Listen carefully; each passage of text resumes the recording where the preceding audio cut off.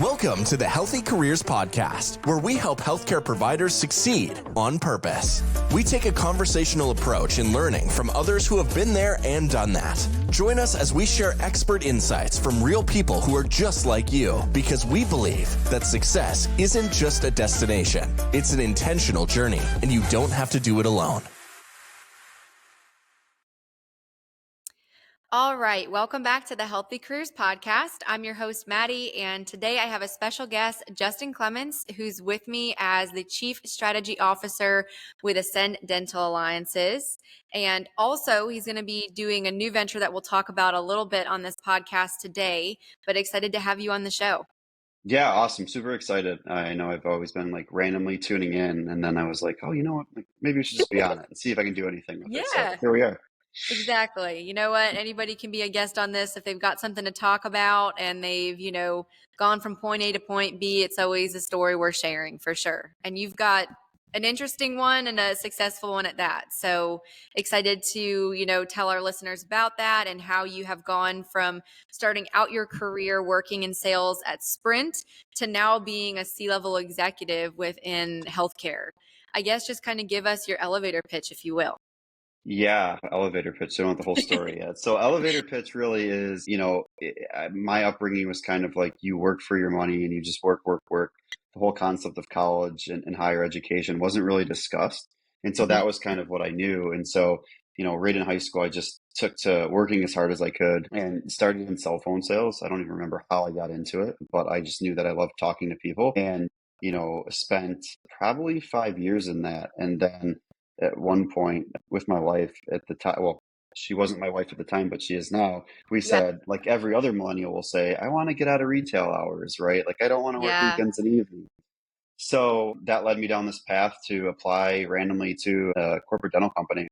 And that really, I think, transformed what I was passionate about, but also brought some of that personable kind of sales type of skill set into it. So I have had, it's ebbed and flowed, right? I've had my successes. I've certainly failed, fallen on my face a few times, but it's been an awesome, like it's been an awesome journey, and I wouldn't change it for anything, honestly. That's great. So I guess my question is, how did you pick dental? Because you started out in like operations, management in a dental for practice. So was that just kind of like luck of the draw? You found an opportunity and decided to go that route, or did you like have this burning passion for dental? No, I hated the dentist. I was scared. I puked on my dentist as a child. No. So yeah, it was a great start. But no, it's actually really random. I applied to a bunch of different positions and trying to get out of retail. And I had 2 interviews. One was with big big residential real estate firm on new home sales. And the other one was for an office manager for a large dental corporation with over 900 offices. So I took both of the calls and, like any other millennial at the time, I was like, which one's going to pay me the most and which one's going to afford me the most time to go out. And so, of course, the rational person in my life, being my grandparent or my grandfather at the time, it's funny. I went over to his house and I said, Grandpa, like, here's the 2 options I've got. Like, what do I do? And he's like, he literally said, for no good reason, I think you should pick the dental outfit. And with that on its own, I've always listened to him and trusted him. And so I did it. And that's how I got into it. Honestly, it was a random application, random advice from my grandfather. Yeah. But, it's funny. The home company was actually based out of where I live now. But shortly after I turned that down and went the dental route, they picked up and moved their corporate offices to Georgia. So it was, and they laid off quite a few people. So it was almost like, oh man, like, was that supposed to happen? Yeah. So looking back again, I'm like, this is great. I love it. So yeah, that's the random story. That's how I got into dental. No passion, hated it. Didn't want to go to the dentist, was super scared. Now I realize there's like nothing, like I look at it, I'm like, Justin, why were you ever scared? There's like really nothing to be scared of, but here we are. To be honest, I can relate to that so much because my mom loves telling people at parties how I actually bit the dentist when I was younger. Perfect. Like And my dentist, I'm pretty sure to this day, does not like me and like still holds that grudge against like 6-year-old me that just completely gnawed on her finger. But, you know, I didn't like going to the dentist and she did something that hurt me. So I just decided I was going to bite her. Fight back. Yeah. Self-defense. It's okay. Well, I mean, kudos to you for going back to that same dentist. I think after I puked on mine when I was like 8, I didn't go back to that one. Yeah. Time to find a new one. Yeah. It crossed paths like 25 years later. So that was interesting. That's great. Yeah. Yeah. The dentist is never a fun place. I appreciate it now because I'm pretty psychotic about my teeth, but I feel like back then and even as a kid is just not a fun time because then it's like you can't eat before, after you're cleaning or whatever. But yeah, they literally had to hold me down from that point on where I had somebody that was making sure I was not, harming the dentist. Oh man, kudos to that dentist. I mean, I couldn't do it. I'd be like, all right, hands up. I'm out, guys. Yeah, Goodbye. she's probably retired by now. Dr. Haggerty, I'm so sorry, but Shout out to you. yeah, Hopefully your shout out finger's to her. okay. She's great, but awesome. So in terms of moving into that position, like you mentioned that there's been ups and downs, like walk us through kind of how you then took that to rise into now C-level leadership. Like what were kind of those pivotal points for you? Yeah. I think the first pivotal point was going from single unit management to multi-unit management. And so that what that really entailed was really understanding the financial statements, just really the business side of things for these offices to better understand, like, hey, at least for me at the time, how does a business function? What are the key metrics that we're looking at? And kind of how do we piece all of that together in order to drive change? So that was the big first like aha moment of going single unit to multi-unit. I'd say the next big aha moment was going from corporate dentistry to working with private practices and private Mm, dentists. And that one for me was the one that really stuck and that I grew passionate about. And so specifically what I mean is, you know, I've seen all of I don't know, the chatter around corporate healthcare and private equity and all that jazz. And I've lived it. And I think what I've come to learn over time was that, like, at the end of the day, you're treating patients, and they can't just be a motto on your HR packet. Like, it actually mhm. has to be lived and breathed. And it was very hard to see that being done, moving through, I think, the corporate world. And Yeah, it's not to discredit every corporate healthcare facility, but the ones that I was involved with, it was really hard to be like, yeah, we're actually doing what's best for the patient or for the yeah. providers, right? And so by moving into the private practice side of things, it gave me an opportunity to help dentists better understand just how do I scale my business? What do I pay attention to? Mhm. And how do I move? One of the biggest things that I see is dentists that are really focused on, they have the savings mindset over everything. So it's like, how can I save money here, here, here, and here versus how can I grow? Yeah. And How can I so make that money? yeah, like how do I make money and how do I invest money, the right kind of money into the right kind of things in order to turn a positive return for myself and for the Right. rest of the people. So that was the other big switch was, now working with, the private practice world where these dentists own these businesses, right? And I think there's a natural ability to lean more towards the culture and the atmosphere of the practices. And so you just get a little bit of a different appreciation. There is Mhm, a lot to be learned on both sides for sure, but absolutely moving from, like, I learned a ton in the corporate dentistry side of things. mhm. And now it's like, hey, how can we take what you've learned and turn it into your own thing with Yeah, other people that appreciate, taking a different approach to things. 100%. And I think there's a lot of education and learning that can be done in the corporate scene. Like my kind of whole motto is that I am completely opposite of corporate and how like we recruit and how I was taught how to recruit. And Yeah, the foundations though are good. You know what I mean? Like I would have never yeah, discounted the things that I learned in corporate America because you are kind of just at like a water hose of information at any given point. totally. Not only because you're working with far more people in different, a variety of departments and you're kind of commingling with more folks that are from different specialties, if you will. Yeah, But then being able to take that and curate it to private practice to be like, here's what kind of like the a la carte looks like and how you can make sure those pieces fit in based on culture, mission, what they're actually looking to do, because a lot of private practices, especially now, I know in the healthcare scene, for example, like in orthopedics, people are owning their own ASCs. They don't want the hospital affiliation anymore.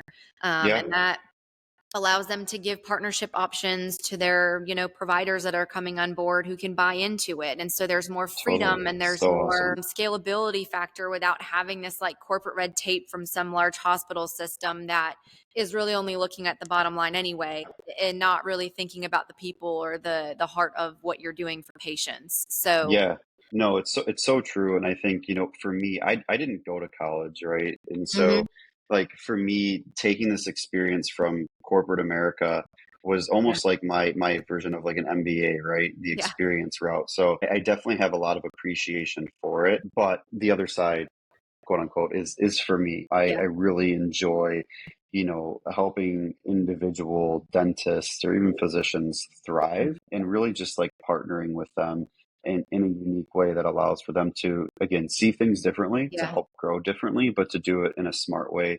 It's a lot more rewarding. mhm, And to your point too, right, on it not being entirely about the bottom line, like there is some often in most yeah, physicians, there is often an underlying passion or a reason why they got into this. mhm, Um, aside from maybe banker's hours, if that even exists for physicians anymore, I don't think it does for the most part, no, right? yeah. Is that they're just continually taxed unfairly. But yeah, it's just a crazy world now.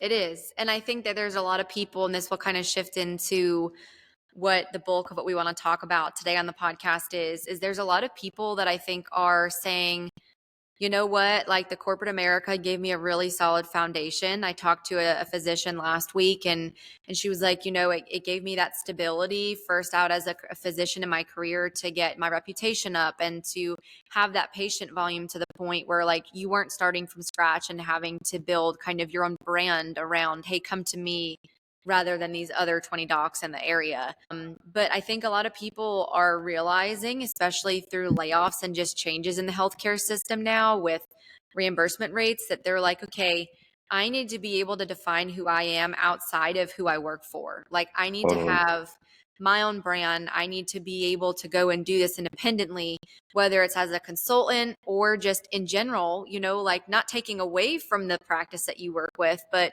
being able to market yourself that much stronger because your name and your brand is recognizable. So tell us a little bit about kind of your new venture here and helping folks do that.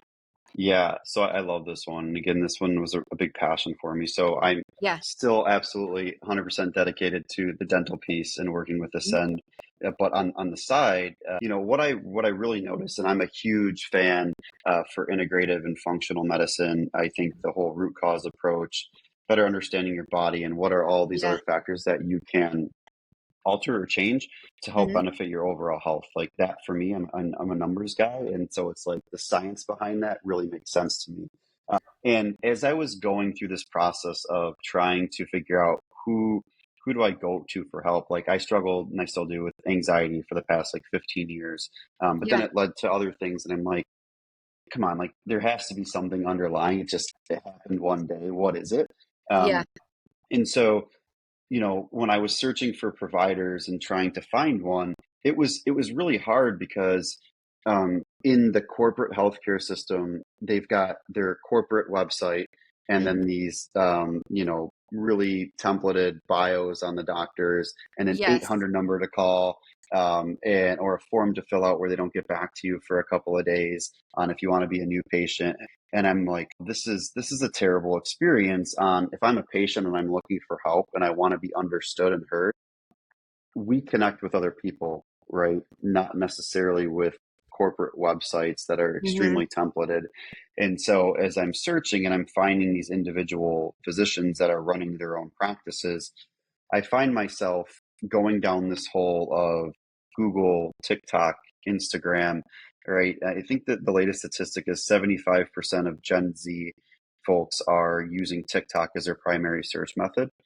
So that to me is incredible. And this goes back to that personal brand question that you asked, right? Like it, Mhm. we are getting information from so many sources that it's very hard to determine what is genuine and what's disingenuous.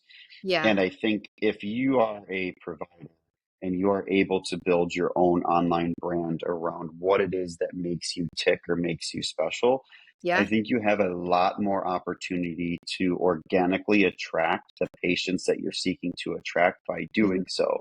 And so, because of that, I said, hey, I'm going to start on the side a digital marketing and design firm to help specifically integrative and functional medicine doctors Hmm. grow or start their practices because I know that world. I know the technical aspect of it.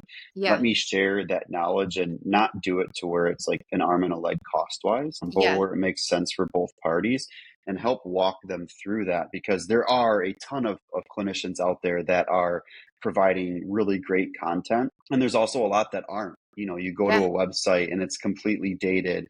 And, Yeah. maybe it's my millennial mind, but like if I am looking for a doctor and I type in, I don't know, cardiologist near me and I hit their website and like the pictures are looking like they're straight out of the 70s or the 80s. Yes. And the page and the pages don't like load at all. I'm Yep. like, okay, to me, that's their business, that's their livelihood. And if they're Yeah. not investing time and money into their presence there in a day Right. and age where it's necessary, are they going to invest the time into me? And Yeah. so, like, that was the big thing for me was like, wow, I can't believe that this is what the web pages of so many providers look like that are trying to do their own thing. And it doesn't need to cost an arm and a leg to have a solid presence. It Yeah. takes time, and yes, time is money, but that money can really have a huge return on your investment if you spend some Yeah. time looking into it. Well, and what I found too is that so many physicians, and this is not to take away from their expertise, but so many of them, they're not trained to be business people. Their brains don't work that way. Their brains are very black and white. It's methodical. And Yeah, I've found that in branding yourself, yes, there needs to be a strategy. Yes, there needs to be, a defined, it can't be too broad. It has to have, an addressable market that's large enough to actually make something of it. And there needs to be a demand. But if you're starting, your own practice, for example, so many times I'll go to a client and I'm like, okay, how are you branding yourself online? And they're like, well, we started a LinkedIn page, but it sucks. It's yeah, like, yeah, okay, well, I'm going to tell you right now that anybody under 30 is going to go straight to your LinkedIn, Instagram, Facebook, yep, and look up your presence on those places. So, if you don't even have a presence, it's kind of a red flag, right? And then you look at totally. some places where, like, there's a guy in Atlanta. I'll try to tag it or make a link to it in the podcast. He's a neurosurgeon there, and he has like a huge following on Instagram, and he just creates funny reels of like him and his medical assistants and the nurse practitioners that collaborate with him and all this stuff. And I love it.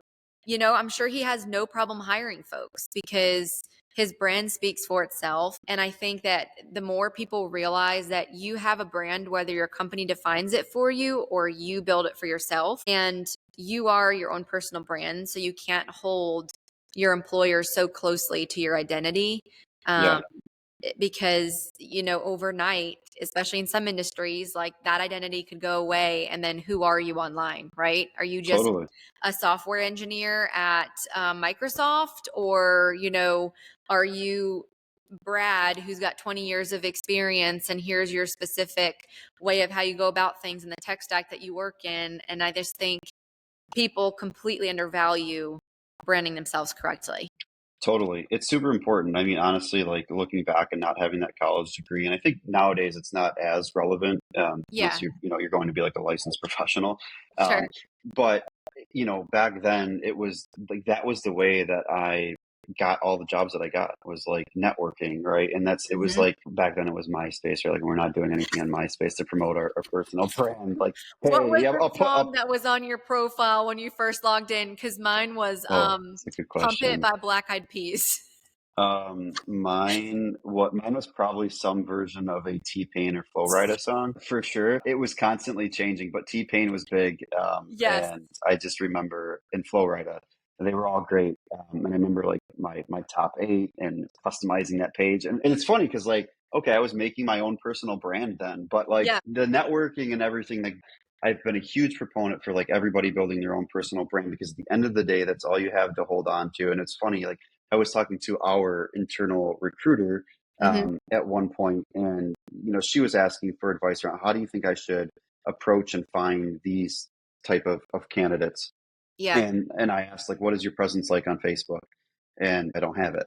I was like, well, 95% of the market that you're looking to attract is present on Facebook. And Yeah. I told her, I don't even want you to go out and create my name at Ascend Dental. I want you to go out and create your own personal Facebook page. And you need to establish yourself as like the subject matter expert when it comes Mhm. to all things dental recruiting. Yeah. Go into these communities, get involved, answer questions when people are asking about how much should we pay a hygienist in this area, and you can Yeah. say, here's how much we've seen based on what we. And you don't have to advertise yourself, but just come in with some sort of like content knowledge that people will respect, and that's going to grow your base. And Yeah. I firmly believe that for providers, that there is a lot of paid type marketing that you can do to help grow your practice, but there's also a lot of organic stuff that does take a longer time, but I think has a more genuine outcome when we specifically hear doctors and dentists say, I want to attract more type of these specific patients. Well, Yeah. that you've got to invest time and money into attracting Yeah. your ideal patient. Yes, we can go out and get the 3% of people that are unicorns that you would love to build your practice around, but don't forget about the other 97% that are Right. out there that are really just they need to be educated and they need to be nurtured, Mhm. and it will come if done correctly. Yeah. The education piece is so important because it's like you don't know what you don't know. And if you can establish yourself as somebody that, I mean, there's a million recruiters in everything, right? Like Yeah, there's so many of them and so many of them are horrible. And you hear stories and it's like because they're just transactional, they're just sending the same message. They're not establishing themselves as a subject matter expert in what they're doing because they're trying to do too much at once for the sake of a transaction. yep, And then it's like people wonder why they get such a bad rap. Well, I remember I first started recruiting 10 years ago. It was the best job I ever had at a nonprofit hospital or a healthcare center, if you will. And we had like 6 different locations and we had dental. And it was the hardest search for dentists and dental assistants. Like they were nowhere to be found. We lived in Rhode Island. It's small. There's like one dental school in the whole state. yep, So we're having to look into Massachusetts programs and Connecticut.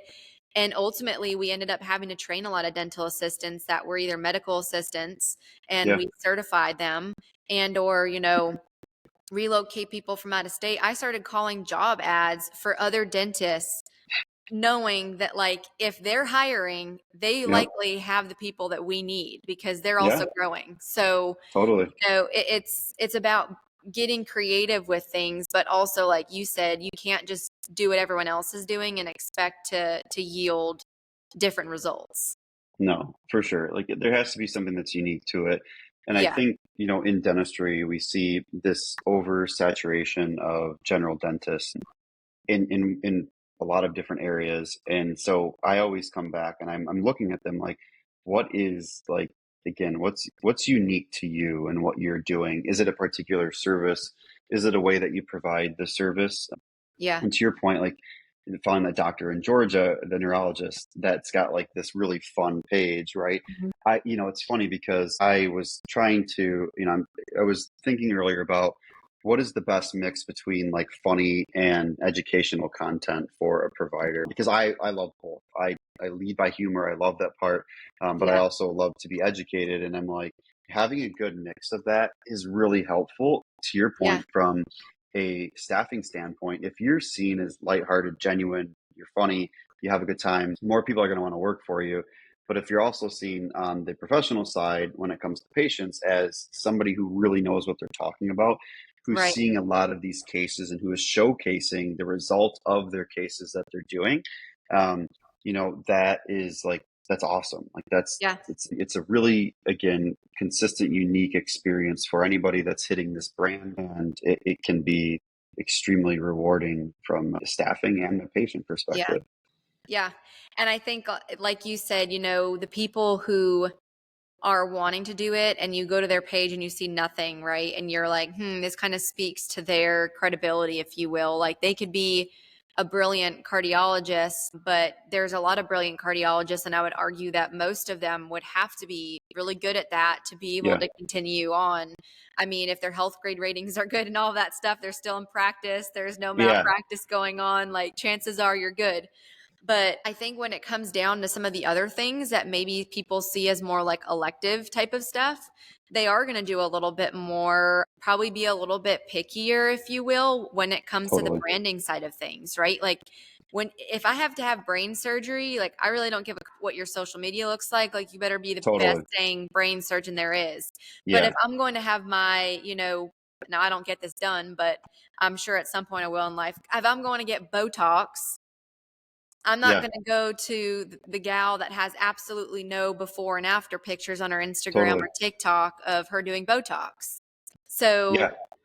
it's kind of like, you've got to figure out with the times what's relevant to your specialty and how are you going to differentiate yourselves from all the other people doing the same thing. Yeah, it's so true. And it's I love that you mentioned that, like, for the people that are doing more of these elective services, it is a little bit different. But Yeah. I would really venture to say that, like, if I had to look in the future and say like this, I would love to see healthcare break away from this insurance centered, referral Mhm. centered concept that I think is just incredibly broken. And that's why I myself personally started working a lot with a functional medicine doctor. Mhm. That's really been extremely helpful. And again, that's why I want to go help those people trying to do that, because it is niche and it is more elective. Um, Yeah. and but long term, I would love to see the American healthcare system start to break off into more of that, to where your Yeah. decision on who you see isn't necessarily driven so much by who's in network with your Insurance. insurance, that it's Yeah. more so driven by the value and the outcomes. Like, if we could have like a central provider repository where everybody lives and they get almost ranked on their cases and such, right? Or it's just like Yeah. one spot, and we can go into that and see that and then pick based upon that, right? Like, we can see what their Mhm. score is, and we can see how many cases they've done or success rates, and if it's in a particular field, really trying to create this unbiased view into our healthcare system on how do we pick who it is that we see, Yeah. because again, like, insurance dictates so much of it, and I just think that's extremely unfair to us and Yeah. into our health, but quite frankly.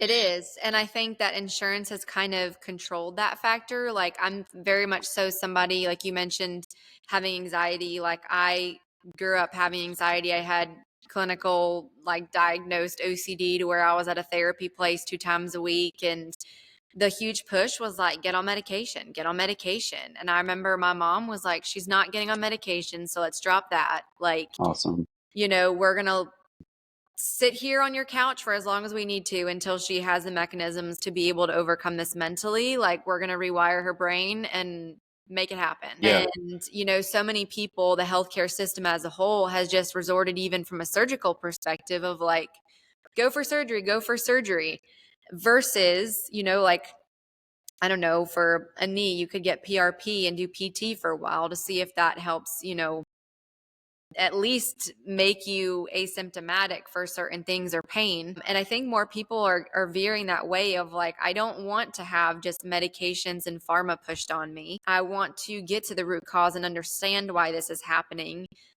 because we now have so much knowledge and information at our fingertips to do so. I Yeah. mean, you think about our parents' generation, they didn't have TikTok to go look up, what do I do for this?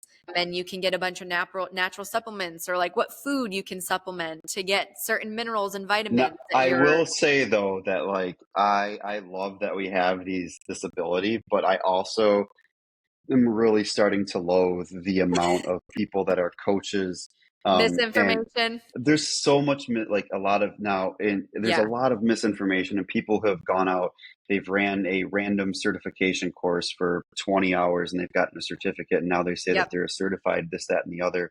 I think that's really damaging, like where we want to go. Like, there's an extreme for both sides, right? Yeah. And Yeah. it's all about finding that happy middle ground. And I would agree that I don't think pharma and insurances should push the outlook. Like, I know a big part of what helped me was really just honing in on lifestyle around nutrition, sleep, and exercise, right? Yeah. Just getting proper doses of each one of those was game changing for me and was able to take me off of medication. But it's always a work in progress, right? It's not like, I don't think it solves, maybe for some people it does, just it's like a magic, not a real pill, but a magic pill Yeah. that is helpful. But I think it's always a work in progress, always something that you work out at, but you can't be misguided by a lot of the, you know, there's just a lot of things like take this supplement or eat this food and it's Hmm. grown on a tree somewhere overseas and it's worth it. It's like, no, Yeah. come on. No, Like, let's I just, know.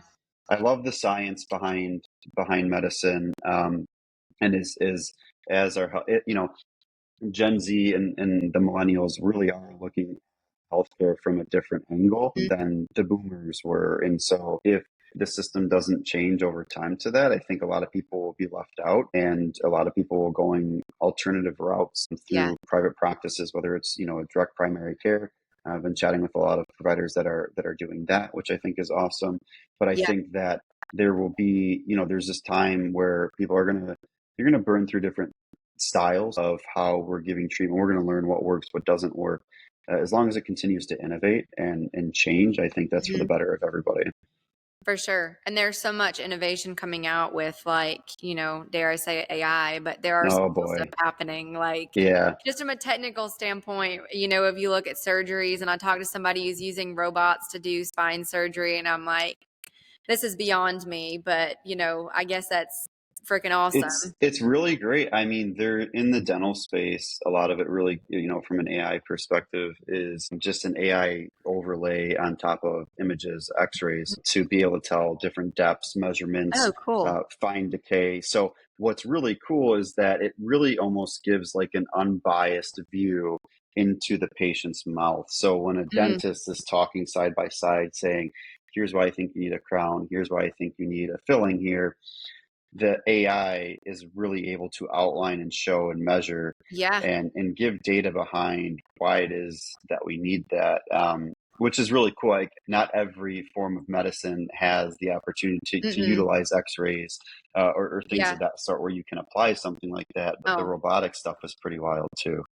and I'm definitely one of those patients that I'm like, because I work in sales, I'm like, you just want me to get this procedure because you're going to bill it and it's going to make you a lot of Yeah, money? So, like, I totally. think there's some mistrust a lot nowadays, too, where people want kind of that outside opinion. And not that they should use AI as the missing Right. piece, but it does help to just kind of show people, like, hey, I'm not, BSing you on this or that. But It does. yeah, Totally does.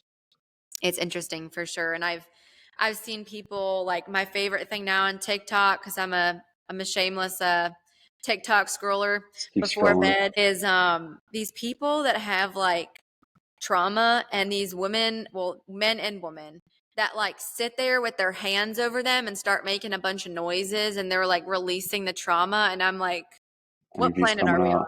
Please stop. I don't know. I have no It's clue. bizarre. It's yeah, there's a lot of wild stuff on there. Yeah. Just the different supplements or the different like exercises, Yes. and again, like everything in moderation. I think if we just really boil it back to, Hmm. nutrition, sleep, and movement and exercise. Like, if you get Yeah. those things in right doses and the right quality, then Yep. you're going to reduce a lot of the issues that I think that we see that Hmm. exist. But I'm not a doctor by any means. I just, maybe I'll Yeah. pretend like I'm a doctor when I'm looking and researching stuff. And I like to think I'm a Yeah. doctor sometimes, but I stay in my lane and Yeah. I love my lane. It's fun. Doctors, I think they have it's a really difficult time. It is. It Because really like is. you made a point of like, well, you're just, you just want to do that because you want to bill me and make more money.